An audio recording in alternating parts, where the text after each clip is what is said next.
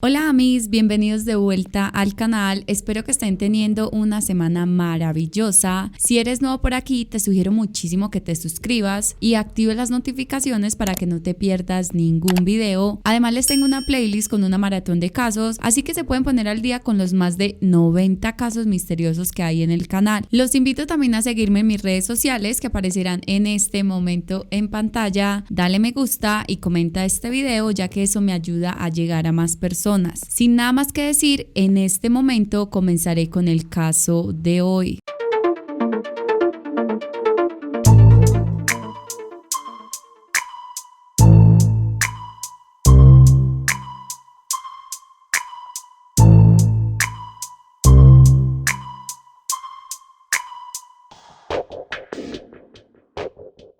Ingrid Oliveira Bueno da Silva tenía 19 años para el momento de los hechos. Residía en la zona norte de Sao Paulo y era jugadora profesional del videojuego para dispositivos móviles llamado Call of Duty. La chica hacía parte del equipo FBA Sports, donde ganaría bastante popularidad por su buen desempeño con su alias Sol. La vida personal de ella no es muy conocida en los medios, ya que su familia se negaría a contar detalles sobre esta o a dar entrevistas personalmente. Lo poco que se sabe es gracias a una entrevista telefónica brindada por un integrante de la familia al periodista Roberto Cabrini, donde contaría que la joven era muy alegre, era sumamente tierna y siempre se le veía con una sonrisa en el rostro a pesar de una traumática experiencia que tuvo en el pasado cuando uno de sus exnovios la abusaría sexualmente, lo que provocaría usuales crisis de ansiedad, además de que tendría que empezar un tratamiento psicológico. A finales de enero del año 2021, Ingrid conocería a un nuevo amigo en línea a través de uno de sus videojuegos favoritos, con el que establecería una linda amistad. Se trataba de Guilherme Alves Costa, quien nació el 4 de octubre de 2002. Para el momento de los hechos tenía 18 años y era jugador élite también de Call of Duty, apodado en la comunidad como Flash Amadeus. Él fue descrito como una persona tímida, organizado y bastante hermético. Había crecido en una familia humilde, devotos al cristianismo y con valores morales muy estrictos. Su hogar estaba compuesto por su madre, quien lo criaría a él y a sus otros dos hermanos con mucho esfuerzo, desempeñándose como empleada doméstica en su ciudad. En su casa no había lujos, pero tampoco faltaba lo básico, que era por lo que tanto se sacrificaba la mujer. Incluso trabajando de más, lograría comprarle un celular a su hijo Guilherme que tanto le había pedido. Fue en ese entonces cuando el chico aprovecharía para entrar al mundo de los juegos virtuales y destacarse por sus habilidades dentro de los mismos. El joven comenzaría a obsesionarse con este mundo irreal y en medio de la adicción dejaría de interactuar con su entorno, dejaría de salir a jugar fútbol en su barrio, lo cual antes era una de sus cosas favoritas. También dejaría de conversar con los amigos de la infancia que vivían cerca de su casa, puesto que prefería sumergirse en las profundidades del internet. Pese a lo anterior, la madre del chico nunca se sintió alarmada con la situación, ya que dentro del hogar él continuaba siendo el hijo respetuoso que se levantaba a ayudar con lo que se le pedía, un tío supremamente amoroso con sus sobrinas, que además lo querían muchísimo, y un hermano sereno y tranquilo que apaciguaba las discusiones familiares. Y es que de hecho, cuando el ambiente se ponía tenso, él era el único que lograba mantener la calma en medio del caos. A causa de la fe cristiana que le había sido inculcada a Guilherme, él decidiría entrar a un curso de teología con duración de un año, donde aprendería todo sobre Dios y a analizar el conocimiento que el ser humano tiene sobre él.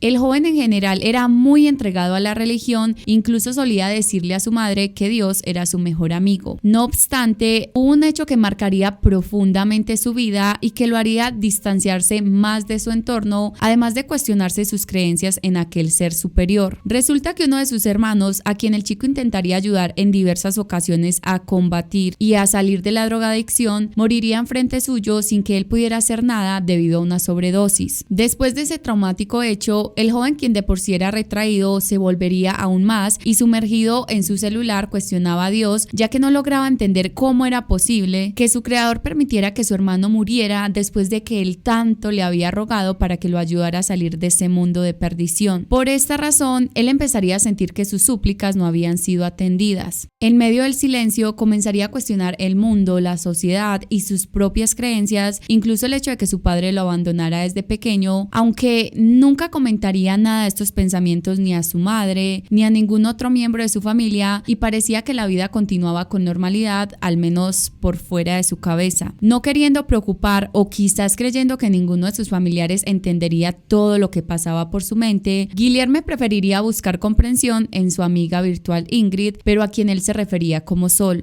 A ella le contaba los dolores de su corazón y su deseo de no estar más en este mundo. Le decía que quería quitarse la vida porque sentía que no había propósito para vivir. Sin embargo, ella siempre lograba animarlo y darle el consuelo que necesitaba para su tristeza, pues a pesar de que se conocían hacía muy poco tiempo, la chica sentía genuinamente preocupación por su amigo e intentaba ayudarlo escuchándolo y aconsejándolo. La vulnerabilidad que el joven le permitía ver le daría la confianza a ella para también hablarle de sus amarguras. La más reciente de estas, el haber terminado su última relación con un chico al que aún quería, pero para su fortuna todavía parecía que había esperanza de que regresaran y estaban de hecho planeando un viaje juntos para ver si era posible retornar al noviazgo. A inicios del mes de febrero del año 2021, Guilherme le preguntaría a su amiga que cuándo iba a visitarlo. Ella vivía al norte de la enorme ciudad de Sao Paulo, mientras que él vivía en la zona oeste, aunque no estaban a muchos kilómetros de distancia. Sin embargo, en un principio Ingrid se negaría porque en su hogar todos tenían síntomas de COVID-19 y estaban esperando los resultados de la prueba PCR, por lo que era mejor no salir del domicilio. No obstante, el chico le insistiría manipulándola con que se sentía inmensamente triste, cansado de vivir y que necesitaba de una mano amiga para sopesar el amargo momento por el que estaba pasando. Además le confesaría que había pagado un tatuaje para ella. El diseño era de su libre elección, pero era un detalle que él quiso tener. Incluso le dijo que ya le había contado a su madre que una amiga iría a visitarlo, asegurando que ella también estaría en casa acompañándolos. La insistencia del sujeto funcionaría y la joven les avisaría a sus padres que iría a visitar a un amigo. Ella saldría de su vivienda el lunes 22 de febrero alrededor de las 9 a.m. Al llegar al domicilio de Guilherme, sería él mismo quien le abriría la puerta, le presentaría a su mamá y le invitaría a desayunar en la mesa pan con mantequilla y café, mientras los tres conversaban un poco.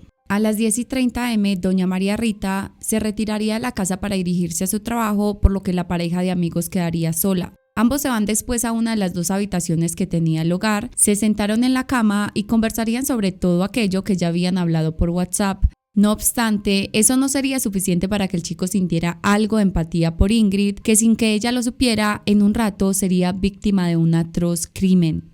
Eran aproximadamente las 2:30 de la tarde cuando el ambiente tranquilo de la vivienda de este joven se vería interrumpido por un brutal y repentino ataque contra Ingrid, a quien no le daría siquiera tiempo de gritar. Guilherme se abalanzaría con un cuchillo en su mano contra la chica y comenzaría a herirla de gravedad. Ella seguramente no tendría ni tiempo de entender o procesar lo que estaba pasando, o mucho menos de defenderse, pues tras la primera herida le vendrían muchas más por todo su cuerpo. Unas 3 horas más tarde después de lo ocurrido, uno de los hermanos del chico llegaría a su vivienda llevándose un enorme susto cuando al entrar a la habitación presenciaría una escena cuanto poco dantesca. El cuerpo sin vida de Ingrid Oliveira estaba tirado sobre la cama desangrándose. Había también sangre en las paredes. La imagen era literalmente el escenario de una película de terror. El hombre no sabía quién era aquella chica, ni mucho menos quién o por qué la había asesinado, así que tomaría su celular para alertar a su madre de su hallazgo y poco después la policía llegaría al lugar. La pregunta del quién había hecho tan espantoso crimen sería respondida tan pronto como este sujeto se metió a su WhatsApp y se dio cuenta que Guilherme había subido un estado. Al abrirlo quedaría atónito. Era un video que mostraba la perturbadora escena que justo él tenía enfrente suyo, aunque la grabación exponía el sadismo con el que su hermano había asesinado a aquella joven. Incluso presumía orgulloso lo que había hecho, diciendo en sus propias palabras: "Mira qué maravilla, ya se fue, ya partió", refiriéndose a que su víctima estaba sin vida.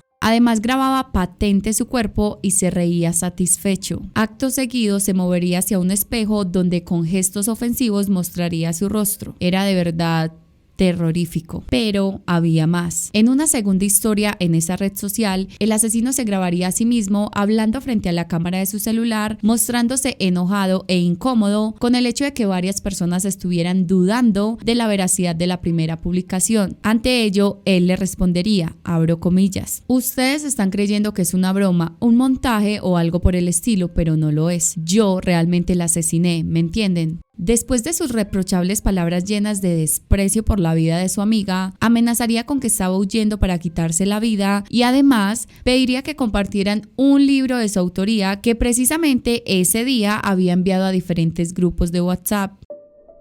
Bom, vocês estão achando que é tinta, que é montagem ou algo do tipo, mas não, não é. Eu realmente matei ela, entendeu? E, bom, eu tenho um livro também, pedi para o pessoal estar divulgando já esse meu livro. E é isso aí, eu espero que vocês leiam. Tem algumas verdades sobre a humanidade.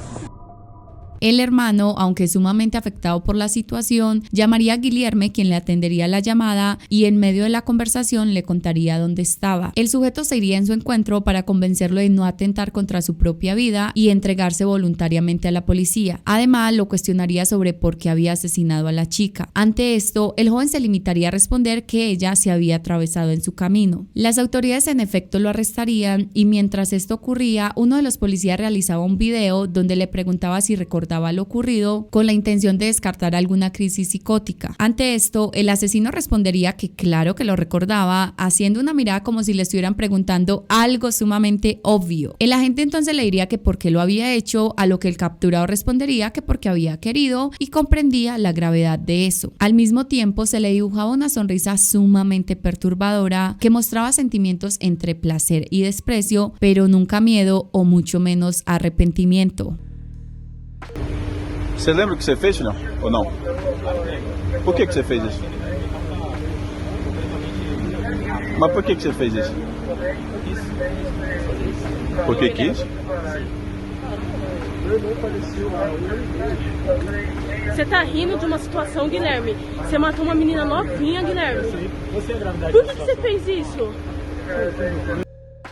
La víctima sería atacada con dos tipos de arma blanca. Una era un cuchillo y la otra era una espada con la que el victimario continuaría causándole heridas profundas y mortales. Gracias a la investigación se supo que ambas armas habían sido compradas pues eran de colección. Además, se confirmaría que la chica no había tenido tiempo de reaccionar contra su agresor, pues de todas las heridas que tenía en su cuerpo, ninguna correspondía con una de defensa como suele pasar en otros crímenes, que hay cortadas en antebrazos, muñecas o palmas de las manos. Inicialmente se creía que el móvil del asesinato era una cuestión sexual, quizás él quería intimar con ella pero ella no, así que en medio de su furia la atacaría. Sin embargo, las autoridades determinarían que Ingrid no había sufrido abuso sexual. También se cuestionaría que el atacante la había drogado, ya que ningún vecino escuchó gritos ni algarabía que diera señales de la masacre que ocurría, pero se señalaría que ella no había consumido ninguna sustancia. Guilherme les manifestaría a los agentes de policía cuando era interrogado que si querían saber su motivo, tendrían que leer su libro. Además, también les contaría que había estado planeando todo desde hacía 2 semanas atrás, sin especificar por qué había elegido a su amiga. Cuando se le hizo el peritaje a su teléfono móvil, se encontrarían algunos mensajes en WhatsApp que demostraban que realmente entre los dos chicos no había ningún tipo de interés amoroso. La relación de amistad estaba más que consolidada, aunque había ciertos textos inquietantes que el chico le había enviado a ella antes de que fuera a su casa que decían lo siguiente: tú debes ser mía, eso hace parte del sacrificio. Ella le respondería: esto no es un libro, Guilherme. Ante esto él le dice: tú no puedes entenderlo ahora, pero próximamente vas a hacerlo. Para conocer un poco sobre la historia y visión del mundo de este individuo, es importante hablar sobre el tan mencionado libro. En mi mente por un momento debatí si era pertinente o no hablar sobre este, ya que en efecto no vale la pena darle siquiera un poquito de reconocimiento a este hombre, pero me parece relevante profundizar algunos de sus escritos, pues de ahí saldrán análisis de su personalidad para aquellos que no podemos llegar a comprender la maldad de su actuar. El libro es en realidad una autobiografía a la que Guilherme llamó Mi Diccionario y consta de 52 páginas. En él discuten un portugués cuestionable por los gravísimos errores ortográficos sobre el amor, las drogas, el abandono de los padres y las relaciones familiares desde una posición bastante pesimista y despectiva con relación a la sociedad. De hecho, es muy sorprendente el gran desprecio que manifiesta hacia su círculo familiar, sobre todo hacia su madre, quien cuando el escrito se daría a conocer quedaría inmensamente afectada. A ella y a sus hermanos los califica de hipócritas, diciendo que recuerda que desde que era pequeño, su familia se sentaba a hablar de los otros a sus espaldas, pero cuando los tenían de frente, no eran capaces de darle esa crítica de manera constructiva. Según indicaría, eso era algo que siempre le había irritado demasiado, pues le parecía que eran unos cobardes que juzgaban el libro por su capa, argumentando que señalaban las decisiones de los otros sin fijarse en sí mismos. Además, expresaría el repudio que sentía al tener que depender económicamente de su madre,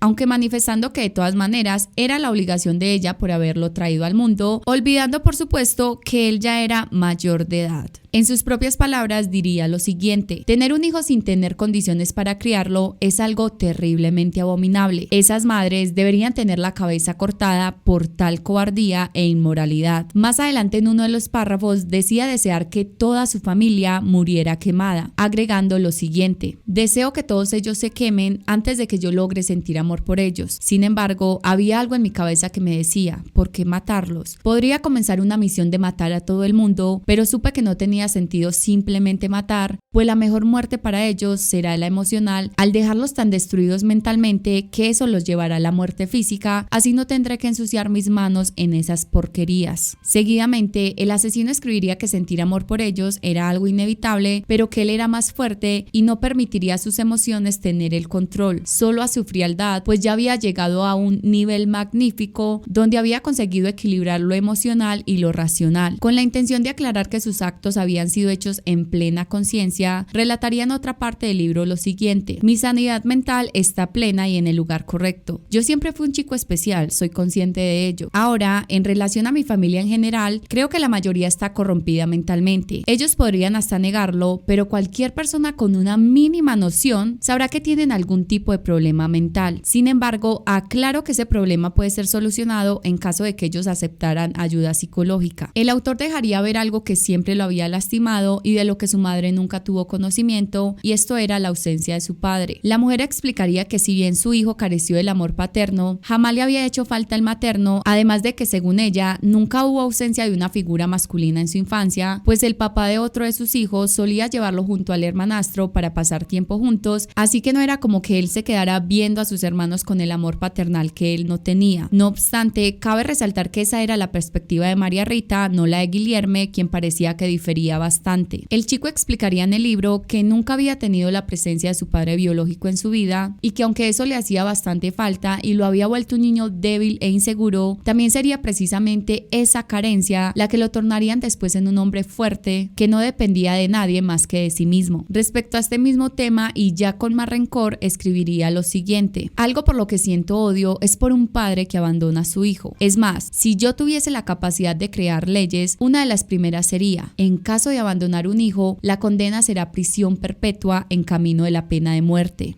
Aunque por lo que más o menos cuenta el libro suena relativamente bien escrito y redactado, la realidad es que está lleno de incongruencias. Una de estas sería cuando dijo que las personas consumidoras de drogas deberían ser exterminadas de este planeta, lo cual no tendría mucho sentido, pues él sería precisamente quien intentaría ayudar a su hermano muchísimas veces a salir de esta adicción, y cuando había muerto, él había lamentado muchísimo su pérdida. Guilherme mencionaría varios temas en su escrito, unos muy personales y otros un tanto aleatorios. Entre estos se encontraba el odio que reprimía hacia determinados grupos sociales a los que amenazaría con sus palabras. Empezaría con los funkeiros, apodo que se les da a quienes les gusta el género musical funky, el cual es muy característico de Brasil y que surgió en las favelas, comunas o barrios marginales. Para que se hagan un poco más a la idea, es el género que canta la artista Anitta. El chico manifestaría que la música desempeñaba un rol muy importante en la sociedad, pero que era una pena que existieran géneros musicales como el mencionado,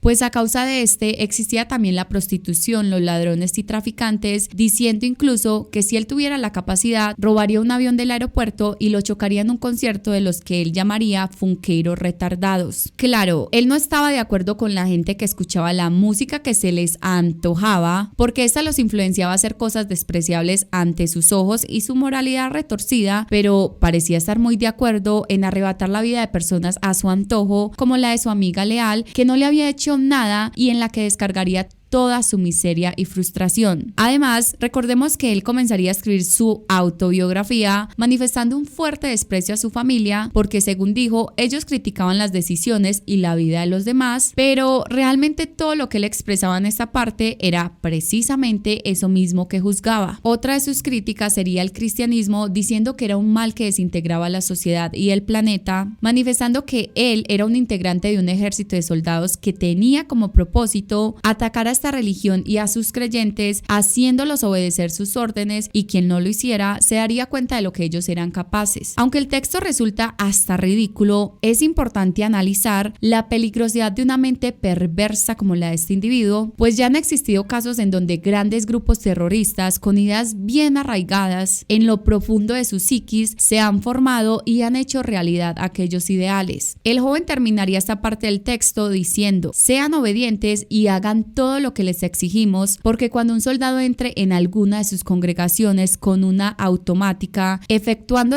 contra el cráneo de los fieles, no tendrán un Dios que pueda protegerlos. También explicaría que para cumplir con su propósito en este mundo había desarrollado una serie de habilidades, entre ellas la de ser un metamorfo, que se refiere a tener la habilidad de cambiar su comportamiento según lo requiera la situación, por lo que había aprendido a manipular muy bien a las personas, descubriendo sus debilidades y gustos, típico de la personalidad de un psicópata. Algo muy interesante en todo su relato es cómo él argumentaba haber encontrado la solución para batallar con sus emociones. Abro comillas: puedes tener el control de algunas situaciones, pero no de algunos pensamientos. Yo tengo diversos conflictos dentro de mi cabeza. Quería controlar 100% mi cerebro. Es una pena no tener ese privilegio. Cuando yo me acuesto para descansar, mis pensamientos me atacan e intentan derrumbarme. Por eso yo busco ser una persona insensible y sin afecto por nada. Oí decir la teoría de que cuando una persona comete un gran número de asesinatos fríos y planeados, automáticamente se tornan una persona sin afecto e insensible. Después de leer esa teoría, pensé que entonces yo debo matar a una enorme cantidad de personas para alcanzar ese privilegio. La única solución que encontré fue esa, y aunque es difícil de alcanzar, todos sabemos que no es imposible. La vida está hecha de lecciones y cada una de ellas tiene consecuencias. Basta estar preparado para cualquier tipo de estas. Si escogiste ser una persona sin sentimientos ajenos, basta matar diversas personas e impedir que el remordimiento te llegue y te afecte. ¿Cómo puedes ser una persona tan hipócrita al punto de matar a otra y después rogar por el perdón? Si vas a cometer cualquier acto homicida, debes mantener la naturalidad. Lo que me molesta aún más es la persona que los perdona. Ambos son burros e ingenuos. Una profesional en el área criminal manifestaría que Guilherme pretendía parecer un chico muy inteligente escribiendo aquel libro y sintiendo como que hablaba de forma muy trascendental, pero que en realidad tenía pensamientos muy bobos, sin minimizar por supuesto la peligrosidad de los mismos, pero que al final eran ideas absurdas y fantasiosas. Dada la falta de claridad de parte del homicida en cuanto al motivo de semejante crimen, no quedaría más espacio que el de plantear hipótesis. Después de leer aquel texto en el que el mismo joven manifestaría, se hallaría la respuesta. La primera hipótesis, y creería yo la más obvia, sería que a través de este terrible asesinato, Guilherme solo buscaba obtener reconocimiento por su libro a cualquier costo. Tristemente, Ingrid, quien le ofreció su amistad, sería la víctima de esta perturbadora meta.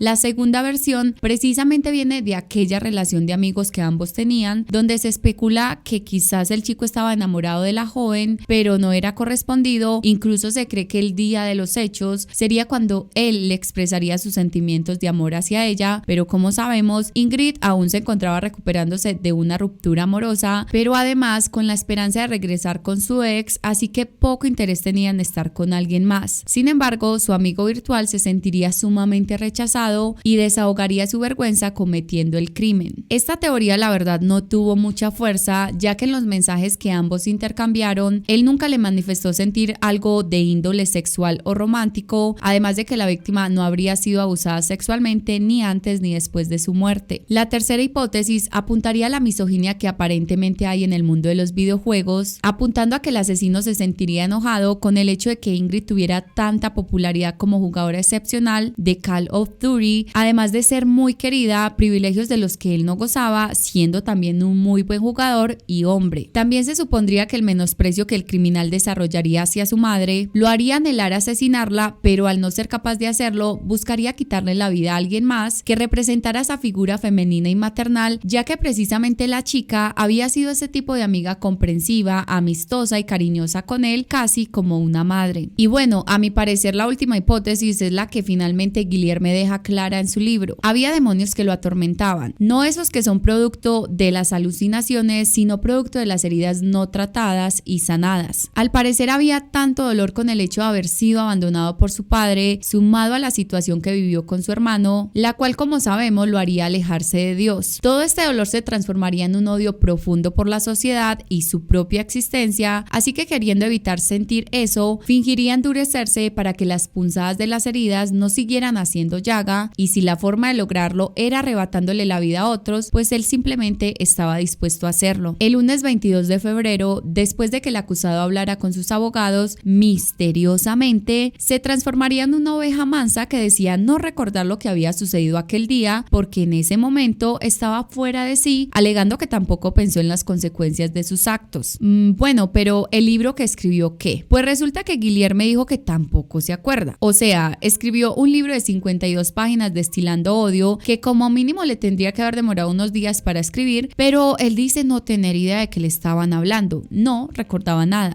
Curiosamente, él dijo en su diccionario que no entendía a los hipócritas que se arrepentían de sus asesinatos y que mucho menos entendían a los burros inocentes que los perdonaban. Pero ahora había decidido agachar su cabeza y con gesto de lamento expresaría para el medio Récord que se sentía arrepentido y que pedía perdón a la familia de Ingrid. Justo en este momento es importante recordar lo que él mismo escribió refiriéndose a su habilidad de usar varias máscaras, ser metamorfo para obtener siempre lo que desea y cumplir su propósito. Ahora se puede sacar la conclusión de que cuando explicaba en el libro todo lo que detestaba de los demás, en realidad se describía a sí mismo. Él era el verdadero hipócrita. A petición de su defensa, al acusado se le realizarían exámenes de verificación de insanidad mental con la intención de saber si habría sido víctima de alguna enfermedad psicológica o alguna perturbación en su mente al momento del crimen. Los resultados arrojarían que en efecto padecía trazos de personalidad antisocial, sin embargo, esto no sería suficiente para considerársele inimputable de los hechos como su abogado pretendía. Una psiquiatra opinaría para el canal de YouTube llamado Operación Policial que le llamaba la atención como a Guilherme no se le había considerado un psicópata, ya que para ella era evidente que a diferencia de lo que pensaban muchas personas, que el criminal habría sufrido un ataque psicótico cuando cometía el asesinato, él en realidad no había pasado por algo así, aclarando que alguien así al momento de sus actos suele vérsele confundido, desorientado y hasta intimidado porque en realidad no sabe lo que está pasando ni la gravedad de sus actos, contrario a como ocurriría con un psicópata que se comporta altivo, narcisista, retador y entiende muy bien la gravedad de su delito, solo que como carece de empatía no puede siquiera apiadarse de su víctima, tal cual como ocurriría en el asesinato de Ingrid.